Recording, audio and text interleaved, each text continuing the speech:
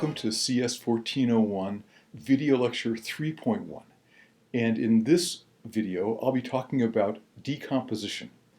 Now, in computer science, decomposition is not the biological process of decay, but rather how to break things down from a logical standpoint.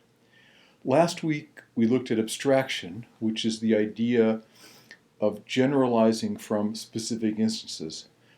It's a process of capturing the essential common characteristics of a process while discarding non-essential characteristics. So today we look at decomposition, which is the process of breaking down a general concept into its parts. The idea is, when faced with a problem that we can't solve immediately, to reformulate the problem in terms of a set of subproblems that are more simple to solve. So the basic approach for decomposition is divide and conquer. There are going to be 3 steps. So the first step is to identify the problem's subproblems. Now, for each of the subproblems, they should be at roughly the same level of detail, the same level of abstraction, if you will. The subproblems should be capable of being written up separately, and they should combine to solve the original problem. So that's step 1, identify the problem's subproblems. Step 2 is to write the steps for each subproblem, that is, solve each subproblem. And then step 3 is to combine the steps for each subproblem to solve the problem. Now, this can be applied recursively. That is, if a subproblem is still too complicated to solve directly, we can decompose that subproblem into its own subproblems, and so on. For example, let's go back to the task of making a peanut butter and jelly sandwich. And at the top level, if our overall problem is making a peanut butter and jelly sandwich, we can decompose it into 4 subproblems. The first would be get 2 bread slices. The second would be put on the peanut butter. The third would be put on the jelly. And the fourth would be then to assemble the slices. I said that if a problem is still too complicated to solve directly, we can decompose the subproblems into their own subproblem. So in this peanut butter and jelly example, let's take a look at how to decompose the subproblem of putting on the peanut butter. We can break down put on peanut butter as a task into 3 subtasks. Get the peanut butter items, that is, set up to put on the peanut butter. And by peanut butter items, here I have in mind getting and opening the jar and getting a knife. Number 2, apply the peanut butter to the bread. And then number 3, put away the peanut butter items. And each of these subtasks we could decompose into even smaller subtasks that we might have a better handle on actually accomplishing. So here's a visual representation of what the peanut butter and jelly sandwich task decomposition might look like. At the top level, as you may remember, we had these 4 subtasks about getting the bread, putting on the peanut butter, putting on the jelly, and assembling the slices.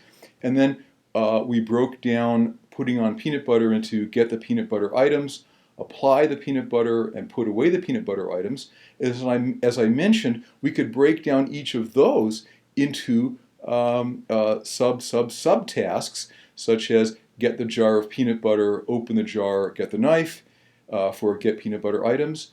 And applying the peanut butter, we could use the knife to scoop the peanut butter from the jar and use the knife to spread the peanut butter on the slice of bread, and so forth. And then the idea is to recompose these decomposed elements to accomplish the entire task. And if we look at the peanut butter sandwich making algorithm here, we are pretty sure that we're going to be able to have a peanut butter and jelly sandwich if we are able to accomplish each of these subtasks. So decomposition has a number of advantages. First, it can solve complex problems. There are problems in the world that we can't solve just directly looking at it, and by decomposing them, we're able to attack these more complex problems. Second, it enables multiple people to work together by dividing up the work. If we've got something big, let's say we're going to build a new air traffic control system, or the Affordable Care Act website, those are big tasks, and we want to have multiple people working on it. So we decompose the task, decompose the problem, so that different people can work on different parts of it. Third, we might be able to enable parallelization of the algorithm itself. Now, my peanut butter algorithm is one where each part has to happen before the next, but we might be able to do some of these things in parallel. And in fact, even in the peanut butter algorithm, there's nothing stopping us from applying, if we had two people, applying the peanut butter to one slice while we applied the jelly to the other slice. So in this case, actually, we could make our execution of our algorithm in parallel. And finally, and fourthly, decomposition makes maintenance easier.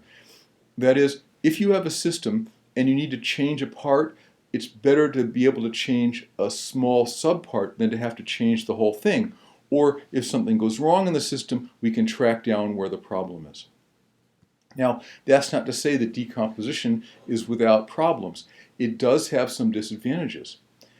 First, just being able to decompose a problem doesn't guarantee the correctness of our solution. The computer just does what you tell it, and if we tell it to do something wrong, even if that thing is a decomposed thing, it might still be wrong.